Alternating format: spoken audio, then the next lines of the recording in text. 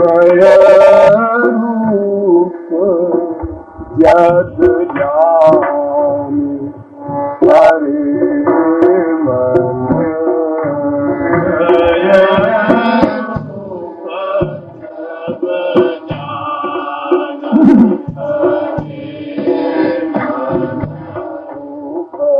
हरे मन रूप जग ज्ञान हरे मन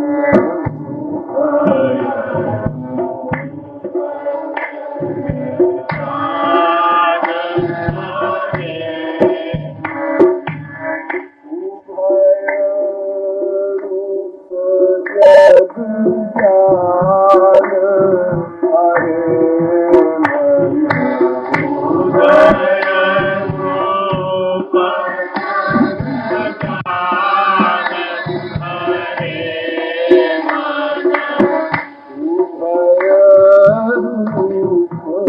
ज्ञान हरे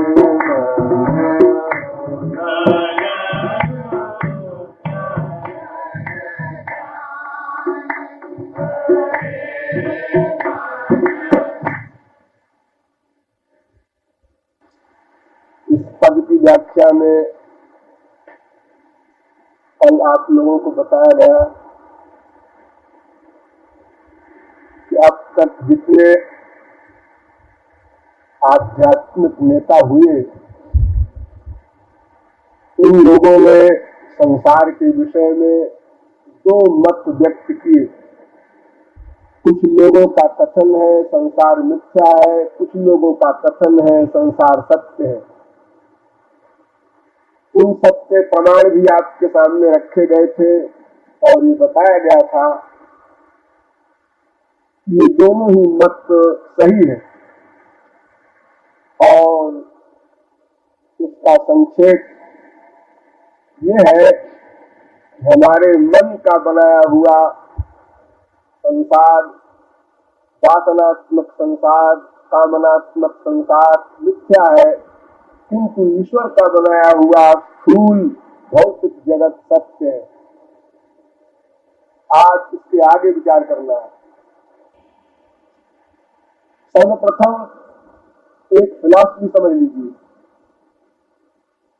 यदि भीतर का संसार समाप्त कर दिया जाए तो बाहर का संसार बाल बांका नहीं कर सकता। ये सिद्धांत। यदि भीतर का संसार समाप्त हो जाए इसी प्रकार तो बाहर का संसार कुछ भी गड़बड़ नहीं कर सकता, थोड़ा भी।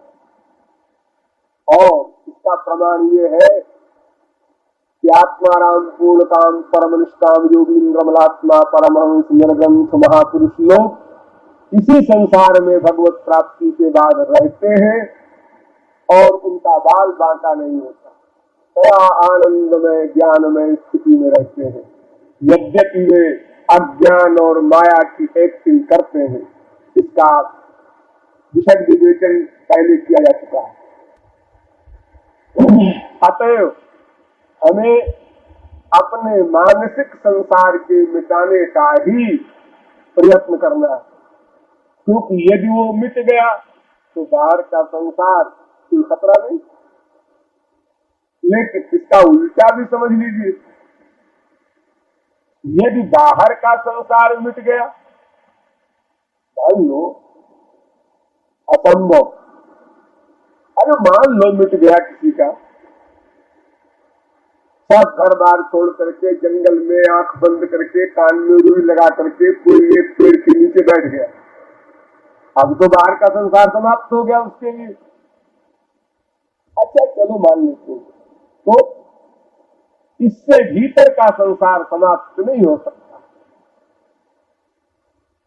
तो अब दो वाक्य आपके सामने आए। यदि भीतर का संसार समाप्त हो जाए तो बाहर का संसार कोई खतरा नहीं पैदा कर सकता, लेकिन यदि बाहर का संसार समाप्त भी हो जाए तो भीतर के संसार का खतरा बना रहता है। क्योंकि बाहर का संसार तो हम लोगों का समाप्त तो होता ही है। अरे कभी कभी होता है, होता तो है, और डेली होता है। कभी कभी तो कहो प्रतिदिन जब आप लोग सो जाते हैं तो कौन संसार आपके पीछे रहता है? आपके बगल में बेटा सो रहा है, माँ सो रही है, स्त्री सो रही है, पति सो रहा है, लिपटा हुआ भी सो रहा है कि भाड़ में जा सो रहे खर्रा के। संसार समाप्त हो गया आपका। क्या प्रॉपर्टी है, क्या क्या कहाँ कहाँ आपका प्यार है, सब 0/100। जब सो के आप उठते हैं, ओ वो हमारा बैंक बैलेंस है, वो हमारा लॉस हो गया, वो हमारी बीवी है, वो हमारा बेटा है, फिर संसार आता है। जितनी देर आप सोते रहते हैं उतनी देर आपका ये वर्तमान संसार माइनस। लेकिन इससे भीतर का संसार तो समाप्त नहीं हुआ, क्योंकि सोते ही आप सपना देखने लगते हैं। सपने में क्या देखते हैं? वही संसार। और उसका रिएक्शन क्या होता है? वही शोक, हर्ष, भय, प्रेम, वियोग, दुख। जैसे जागृत अवस्था में आप अनुभव करते हैं, ऐसी स्वप्न अवस्था में करते हैं। तो संसार देखो, स्वप्न में भी पीछा किए आप। इसलिए संसार मिट भी जाए तो भी भीतर का संसार अपने पूर्व दृष्ट, पूर्व सुख, पहले का देखा हुआ, पहले का सुना हुआ, पहले का सूंघा हुआ, पहले का रस लिया हुआ, पहले का स्पर्श किया हुआ, तो चाहे स्त्री पति बाप बेटे का हो, चाहे रसगुल्ला वगैरह का हो, यानी चाहे जड़ पदार्थ का हो, चाहे चैतन्य का हो, हमने जो पहले रस लिया है, मन उसका चिंतन करता है। अरे देखो, एक माँ का बेटा विलायत गया है, सामने दिख रहा है नहीं, लेकिन दुखी है, हाँ, याद करती है, हाँ, रोती है, हाँ। तो देखो, बाहर का संसार नहीं है, लेकिन भीतर का संसार वर्क कर रहा है, परेशान किए है। अरे स्त्री पति बाप बेटे भी कौन 24 घंटे आमने सामने रहते हैं, तो सभी तो अलग रहते हैं एक दूसरे से। लेकिन चिंतन, अटैचमेंट, ये तो साथ में सदा लगा रहता है, लिंक नहीं टूटती। इसलिए कि बाहर का संसार समाप्त भी हो जाए तो भीतर का संसार नहीं समाप्त होता। और कुछ लोग तो समाप्त करना भी नहीं चाहते और इलाज करते हैं बढ़ाने का। बाप मर गया, बेटा मर गया, पति मर गया, मर गए, हाँ, संसार समाप्त हो गया, हाँ हो गया। फिर अब आज के चिंतन करते हो, ये फोटो लगा रखा है ड्राइंग रूम में, किसकी फोटो है? ठाकुर जी के बराबर फोटो, किसकी? मरे हुए बाप, मरे हुए पति, ये तो लगा रखा है। अजी फोटो ही नहीं लगा रखा है, वो सामान भी सब उसके रखे हैं बकस में, उसको देख लेते हैं कभी कभी। ये हमारे पिताजी की बुशर्ट है, ये हमारे पति का पैंट है। इससे क्या होगा? इससे ये होगा कि हमारा जो थोड़ा बहुत वैराग्य है, यानी संसार के न होने का जो फायदा उठाना था, वो फायदा न मिलने पाए, और चिंतन हो, एटमॉस्फेयर मिले तो और चिंतन हो, यहां तक करते हैं। तो बाहर का संसार न होने पर भी भीतर का संसार चिंतन द्वारा डेवलप करता रहता है, बढ़ता रहता है। हाँ, तो अब आप क्या समझे? यदि भीतर का संसार, वासना वाला संसार, कामना वाला संसार समाप्त हो जाए तो बाहर का संसार कुछ भी खतरा नहीं पैदा कर सकता। जैसे कि महापुरुष लोग भीतर का संसार समाप्त कर देते हैं और आनंद में रहते हैं इसी संसार में। लेकिन यदि बाहर का संसार समाप्त कर दिया जाए तो इससे भीतर का संसार समाप्त नहीं हो सकता। अतएव बाहर के संसार का कोई महत्व नहीं रहा, सारा महत्व भीतर के संसार का। लेकिन ऐसा नहीं, बाहर का संसार भी डेंजरस है। ये कैसे? बाहर का संसार डेंजरस तब तक है जब तक भीतर का संसार बना है। क्यों?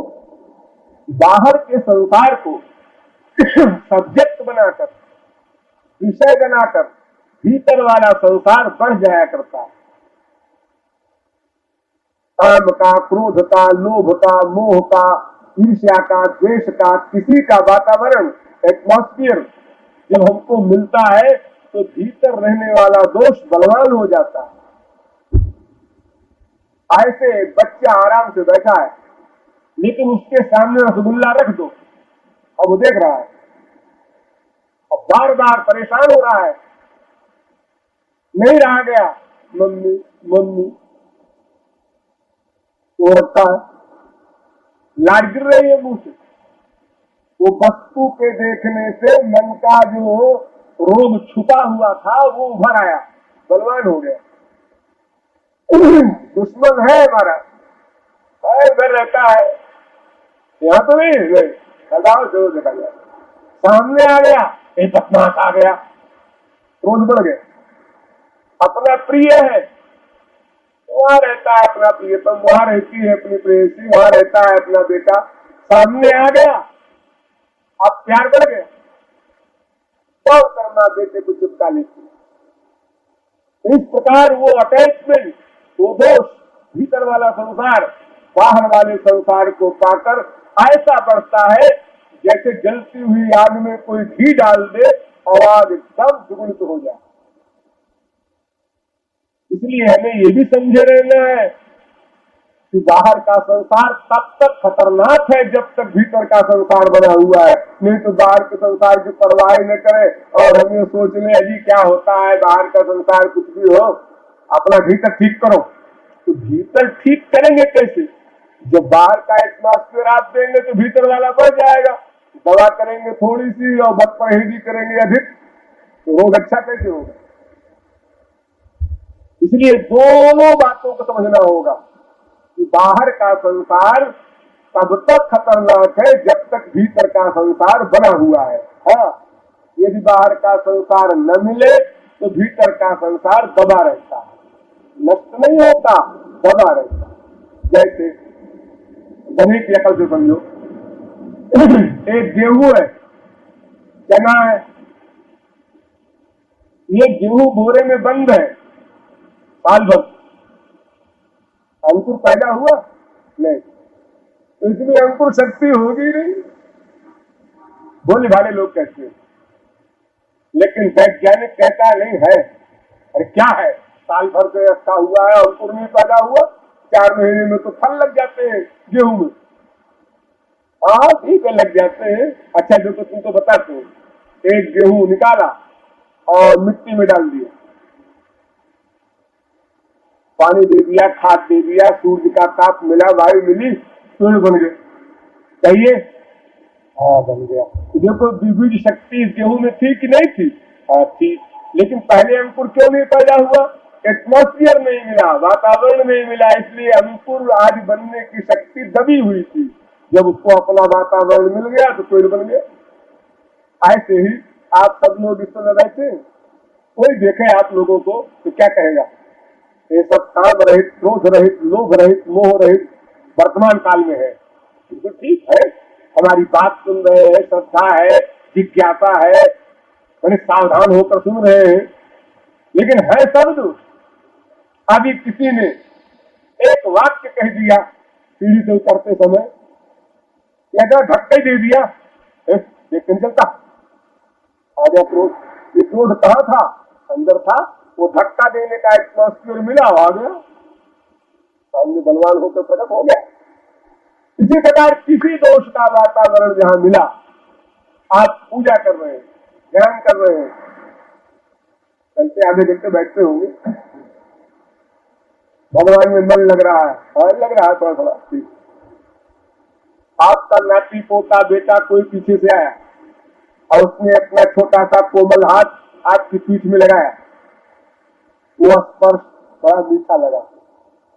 आंख बंद है, आप पाठ कर रहे हैं, जप कर रहे हैं, अपना चल रहा है आपका मंगल होने मंगलहारी, पीछे हाथ किया, देखिए मन चला गया उधर, एटमॉस्फेयर हावी हो गया और छोटे बच्चे को पीछे से उठाया और आए गोद में कर दिया, मंगल होने मंगलहारी, पाठ चल रहा है आपका।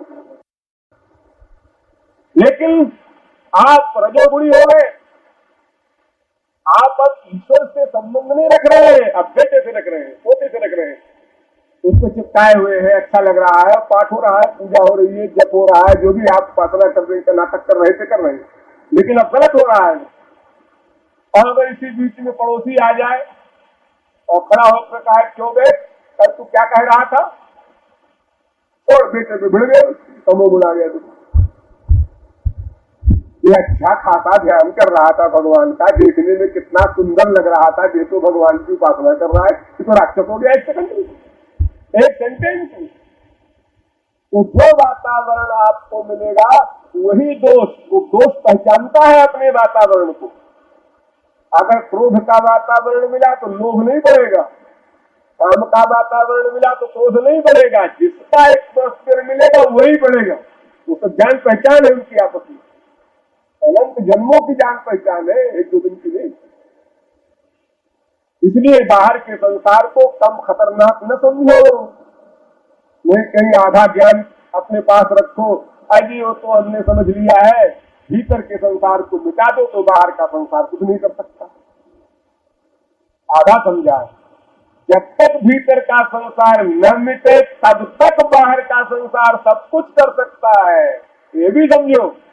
आधी बात मत समझो, पूरी बात समझो। इसीलिए हमारे यहाँ शास्त्रों में विमुक्त सेवी लघ्वासी अथवा काय मानसा, हर शास्त्र हर ग्रंथ कहता है एकांत में बैठो। एकांत क्यों? अरे अपने कमरे के एक कोने में बैठो, एकांत में बैठो, संसार न देखो, संसार न सुनो, संसार न सुनो, संसार से बचो ताकि वो दोष बढ़े न। पानी डालो, घी मत डालो, दोषों को मिटाने की दवा करो, उनके बढ़ाने का एटमॉस्फेयर न दो। हमारी जन्मभूमि पर साल में 1 महीना साधना होती है। उस साधना में यही प्रमुख बात कराते हैं कि उसको संसार न देखने को मिले। गांव में बनवाया है वो बिल्डिंग, अब ऐसा गांव कि 4-5 घर सर्वेंट के हैं बस,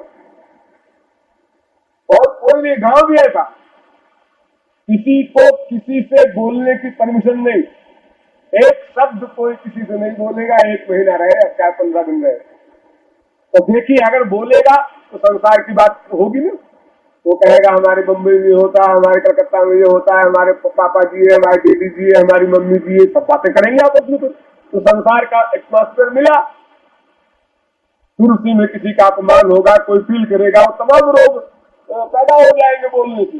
इसलिए पहला नियम कर दिया है, कोई किसी से एक शब्द नहीं बोल सकता जब तक रहेगा साधना में।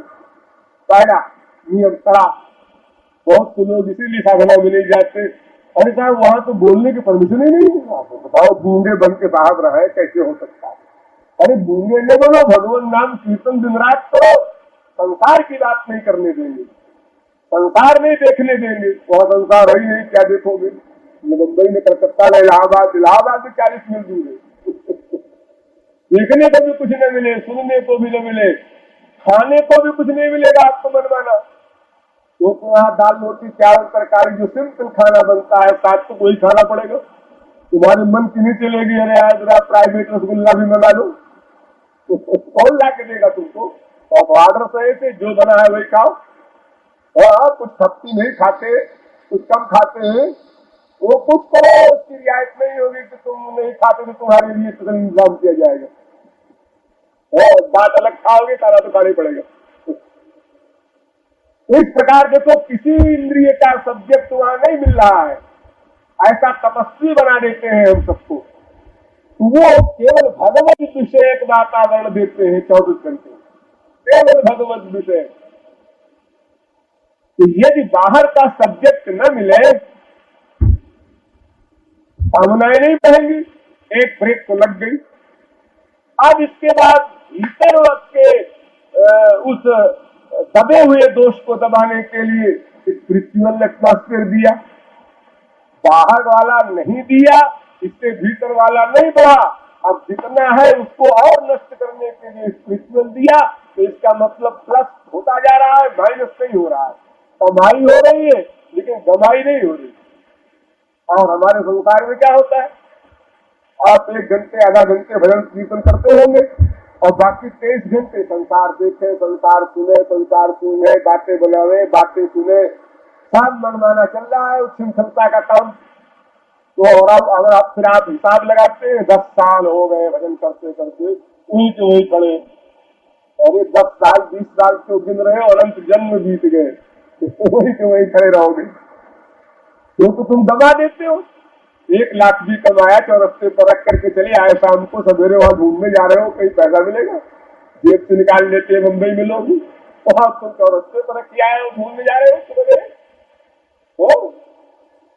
तो इस प्रकार बाहर का संसार तब तक खतरनाक है जब तक हमारा भीतर का संसार है। इसे कम खतरा न समझो, उससे बचो, मिटा नहीं सकते तुम। अरे तुम गृहस्थी हो, तुम्हारी बीवी है, हाँ है, रहेगी हो तो हाँ रहेगी, साहब उसका मार डालेंगे क्या, बेटा है, हाँ है, वो रहेगा, हाँ रहेगा।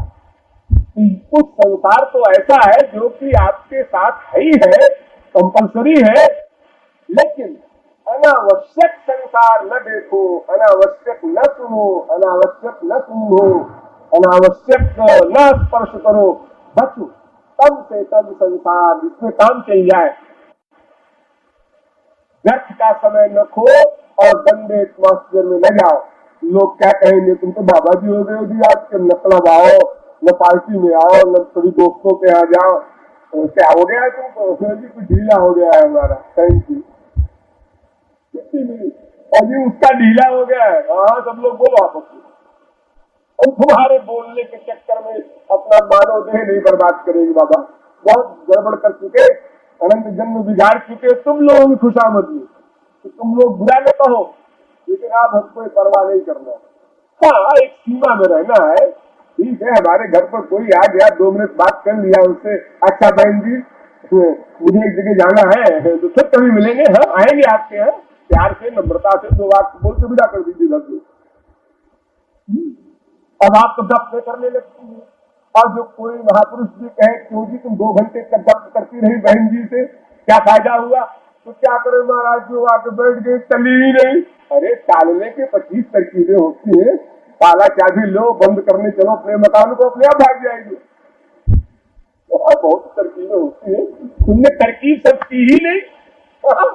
तुमको तो गप्पे अच्छी लग रही थी, मीठी लग रही थी, इसलिए तुम बैठे बैठे बातें कर रही थी।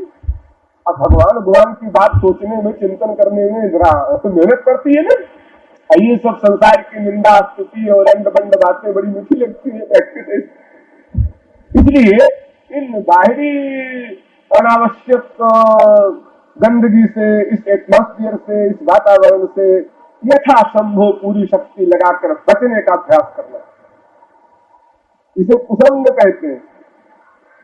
परभूत महज्वाला पंजरांतर व्यवस्थिति, धड़कते हुए आग के अंगारों से युक्त कठघरे में बंद होकर जल जाना अच्छा, लेकिन कुसंग में पड़ जाना अधिक खतरनाक।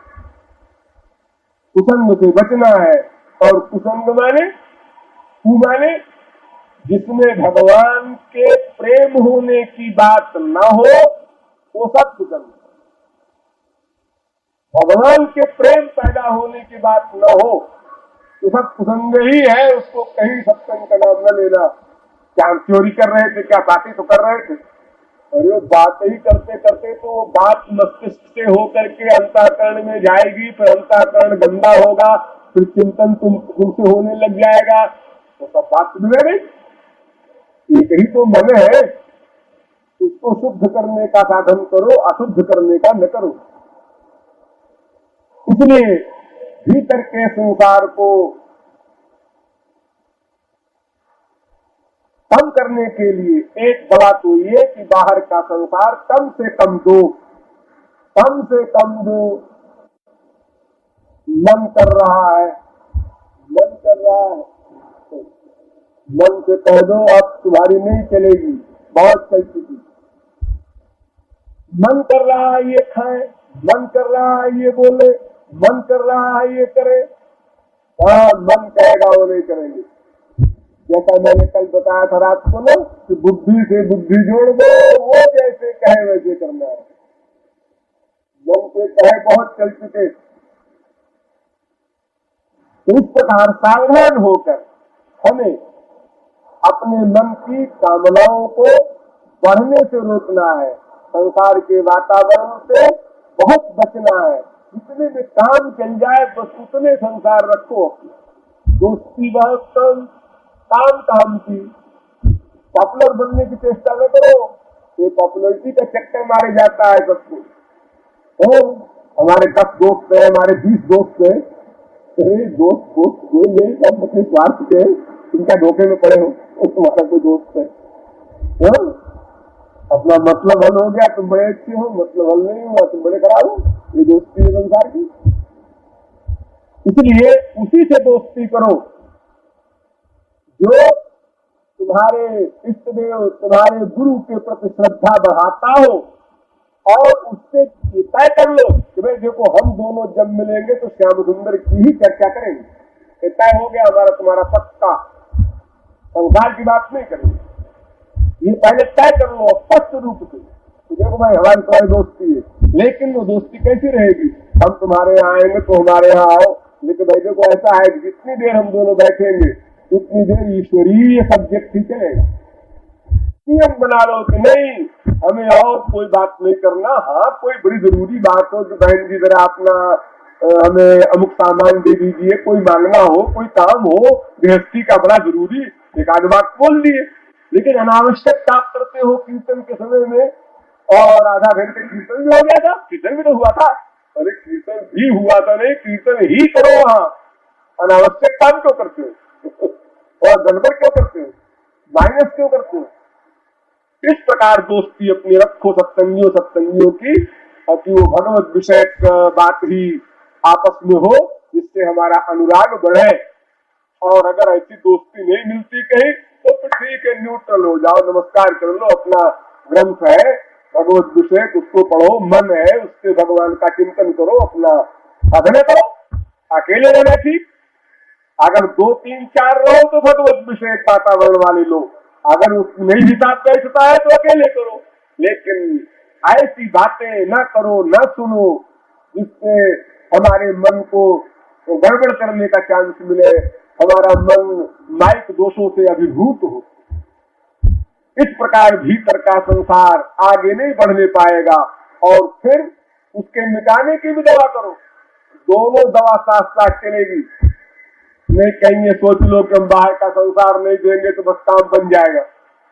बाहर का संसार नहीं दोगे तब भी जो आपको पहले संसार मिल चुका है बाहर का, उसका चिंतन करेगा मन।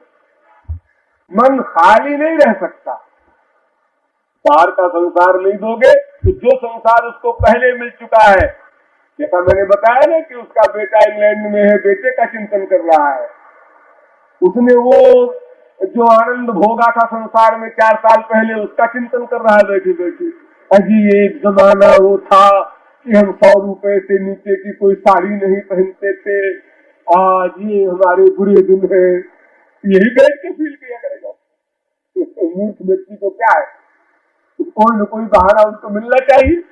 हाजी मेरे पास मेरे घर में 3 कारें थी, अब आज बस पे चलते हैं, ये बुरे दिन है, ये बुरे दिन है। जब तुम्हारे 3 कार थी तो कौन सा परमानंद तुमको मिल गया था? लेकिन कौन समझावे बोले वाले व्यक्ति को, वो अपने पुराने संसारी विषय को सोच सोच करके और आसक्ति बढ़ाता है। तो मन को छुट्टी न दो, इस पॉइंट पर ध्यान दो। मन को खाली न रखो। मन एक भूत, एक पंडित जी ने एक भूत को सिद्ध किया। तो वो भूत कह गए देखो एक शर्त है, हमें हमेशा काम बताओ। पंडित जी ने कहा तमाम काम बता देंगे तुम। तो जब भूत सामने आए तो पंडित जी कहे जाओ अमुक जगह जा करके वहां काम कर जाओ, अमुक जगह जाके वो काम करके फिर आ जाए, काम बताओ। तो पंडित जी सोते रहे तो सोते में आके जगह पंडित जी वो काम करिए आए, दूसरा काम बताओ। पंडित जी ने कहा अच्छी मुसीबत आई, तो सौदा भी हराम कर दिया इसने। तो एक महात्मा जी के पास गए, उन्होंने कहा भाई मैंने एक भूत सिद्ध कर दिया, बड़ी गलती की, अब हमारे पीछे पड़ गया, काम बताओ कैसे करेगा, काम बताए उसको।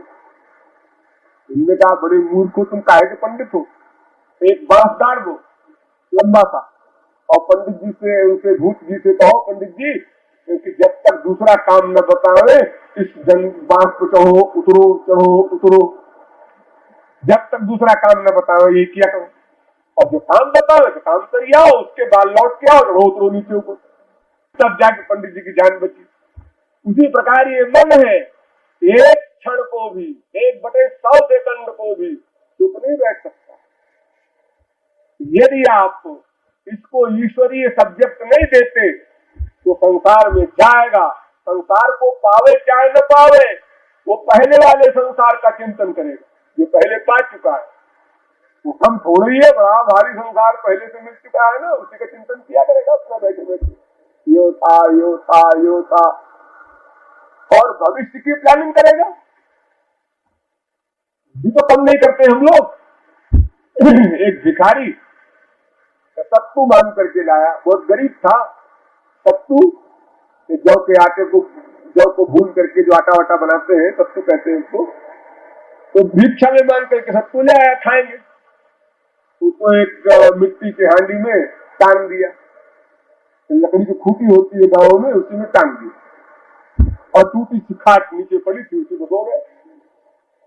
तो क्या गया, लेटा था और प्लानिंग करने लगा, अगर इस सत्तू को न खाए बेच दे तो 4 पैसे का होगा, 4 पैसे का अगर 5 सुपारी कट्ठा लावे तो 4 आने का वो प्रॉफिट होगा, उस 4 आने को फिर और आगे बढ़ावे 4 रुपया हो जाएगा, फिर 4 रुपए की 3 बकरी लावे तो एक बकरी के 3 बच्चे होंगे तो 40 रुपया हो जाएगा, फिर उसके बाद ये हो जाएगा, फिर उसके बाद मिलानर हो जाएंगे, हमारी मिल हो जाएगी, फिर उसके बाद और पैसा बढ़ेगा, फिर राजा महाराजा भी हमारे सब गुलाम हो जाएंगे, फिर हम राजा बन जाएंगे, फिर हमारा ब्याह हो जाएगा तो हमारे बच्चा होगा, वो बच्चा खेलता खेलता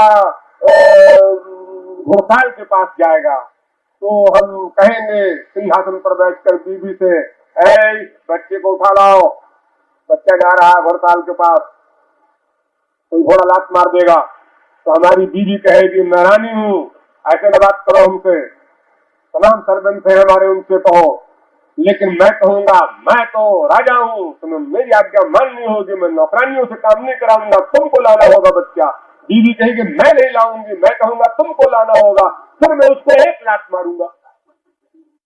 तो हांडी में लात लग गया अचानक, तो हांडी नीचे गिरी, हल्का फुल्का ऑपरेशन भी हो गया खोपड़ी का और सत्तू भी चला गया।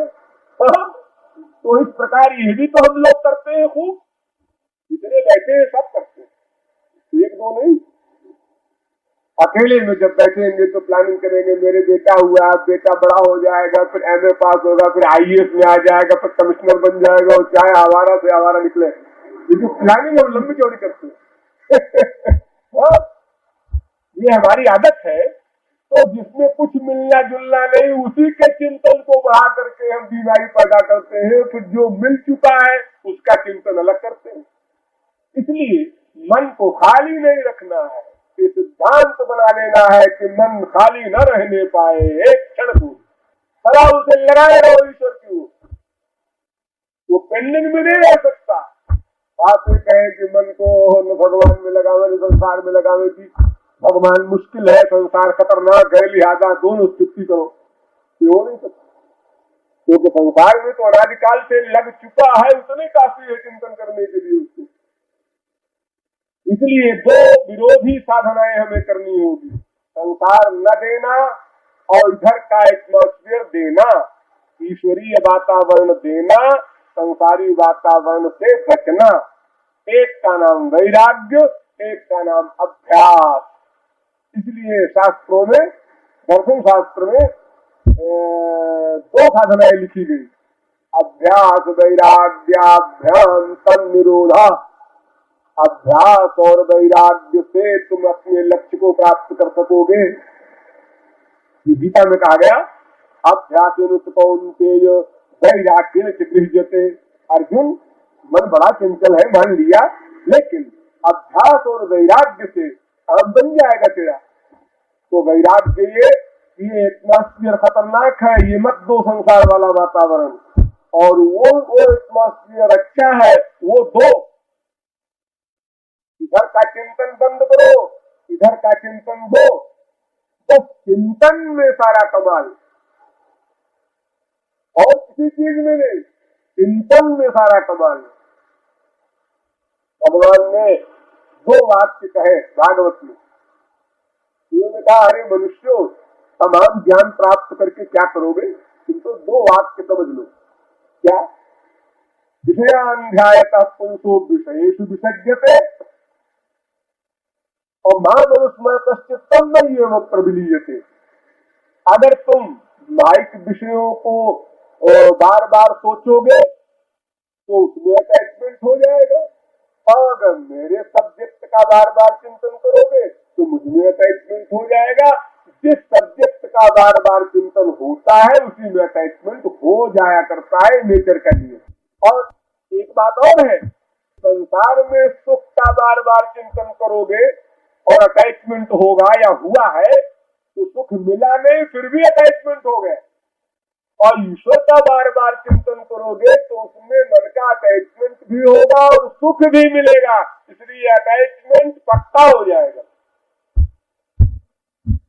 जहां सुख नहीं मिल रहा है वही का अटैचमेंट इतना पक्का है कि तुम बार बार गुरु जी के मिलने पर ही कह देते हो, महाराज जी ऐसा है कि वो बड़ा कठिन है। क्या कठिन है? संसार में सुख मिला तो वो तो नहीं मिला, तो फिर क्या कठिन है?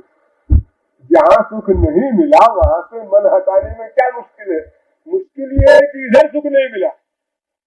अगर इधर मिल जाता तो इधर हट जाता, तो इधर के मिलने के लिए तुमने प्रयत्न किया, वही गड़बड़ किया, मन को खाली छोड़ दिया, फ्री छोड़ दिया। भला बताओ, अगर कोई स्कूटर को, कार को हाथ से छोड़ दे तो क्या हालत होगी गाड़ी की, क्या गति होगी पैसेंजर की, कितना भयंकर एक्सीडेंट होगा।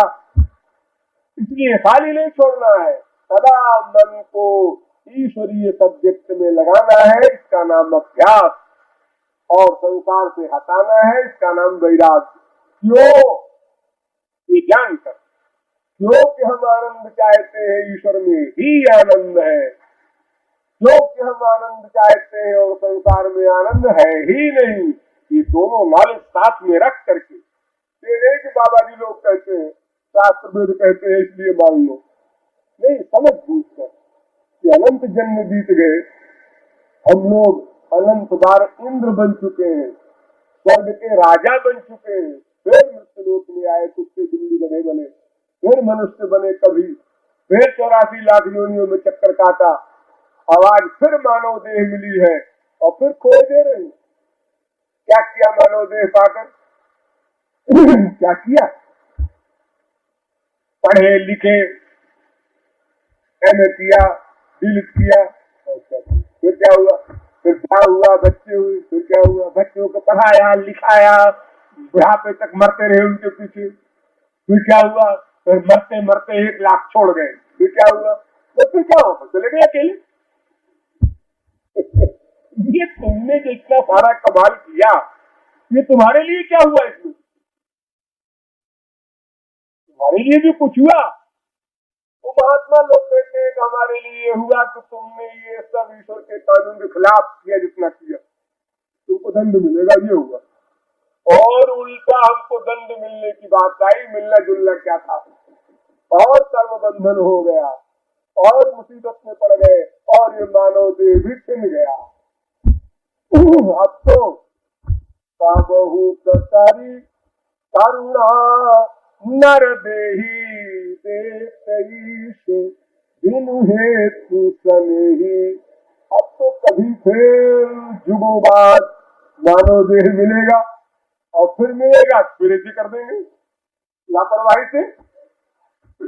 कोई महात्मा मिल जाएगा तो उसको प्रणाम प्रणाम कर देंगे, बहरहाल आप पता नहीं करेंगे,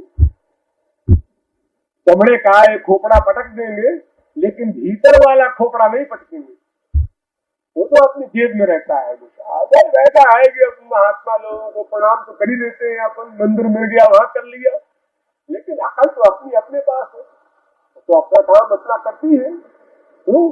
अकल नहीं देते, अकल को अकल से नहीं जोड़ते, ये शरणागति वाला सिद्धांत नहीं अपनाते। इसलिए संसार के स्वरूप को अच्छी प्रकार समझकर भीतर वाले संसार को मिटाने के लिए दो इलाज करना है, बाहर वाले संसार से बचना और भीतर वाले संसार को जो जिस रूप में है उसको डाइवर्ट करना, ईश्वरीय संसार की ओर ले जाना। अरे 5 विषय तो है, शब्द, स्पर्श, रूप, रस, गंध, यही 5 सब्जेक्ट है। इन 5 की कामना ईश्वर संबंधी कर देना है। हम कामना छोड़ने को तो नहीं कह रहे हैं, इसको घुमा देना है, ईश्वरीय विषय में कर देना है। बस इसका अभ्यास करना होगा, हर समय सावधान रहना होगा। कोई भी नॉलेज, कोई भी ज्ञान जब तक हमेशा साथ नहीं रहेगा तब तक सफलता नहीं मिलेगी।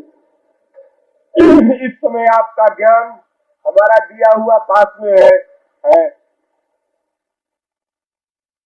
इस समय आपका मन नहीं कर रहा संसार की ओर जाने का। हाँ, बात तो ठीक कह रहे हैं महाराज जी, हाँ यही तो गलती हम लोग करते हैं, महा बेवकूफ मन है, नाश कर डाला इसने हमारा, आप हमेशा नहीं करने देंगे। लेकिन वो ज्ञान जहाँ भूल गया तो आप संसार में चले गए।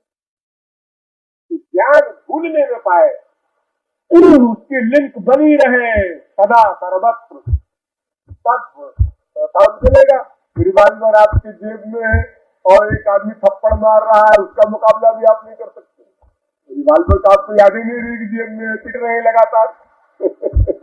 इसलिए उस ज्ञान शस्त्र का सदा ध्यान रहे, उस गुरु वाणी को सदा मस्तिष्क में रखे रहे और उससे अभ्यास और वैराग्य इनको साथ ले चले, तो धीरे धीरे धीरे धीरे जो जो ईश्वर की ओर चलेगा जो तो संसार से हटेगा। अरे आप बंबई से कलकत्ता की ओर चले तो बंबई से कलकत्ता की ओर जय मील चले, उतने मील बंबई दूर हो गया और उतने मील कलकत्ता नजदीक हो गया। 1000 मील था, 10 मील बंबई से चले, कभी 10 मील कम हो गया 1000 मील में। इस प्रकार जो जो आगे बढ़ते जाओगे तो यहाँ से वैराग्य होता जाएगा। होना बाद में होगा, पहले करना होगा, पहले करना फिर होना, पहले प्रैक्टिस फिर अपने आप होने लगता है। पहले शौक से सिगरेट पीते हैं, शौक से चाय पीते हैं, शौक से शराब पीते हैं, बेमनी से, तो उसके बाद पियक्कड़ हो जाते हैं। तो अपने आप वो सिगरेट खोपड़ी में आकर के पिंच करती है, हमको पियो 1 घंटे हो गए। ऐसे ही जब तुम ईश्वर का बार बार चिंतन करने का अभ्यास कर लोगे तो वो तो सर्वशक्तिमान है, आनंदमय है, परम कृपालु है। यदि संसार आपकी खोपड़ी में आ सकता है बार बार अभ्यास करने से, तो वो क्यों नहीं आएगा जहाँ आनंद का आनंद भरा हुआ है। इस प्रकार प्रैक्टिस करने से आप अपने लक्ष्य को प्राप्त कर सकेंगे। ये आशय था इस पद में। अब शेष प्रोग्राम रात को 9 बजे होगा। बोलिए वृंदावन बिहारी लाल की।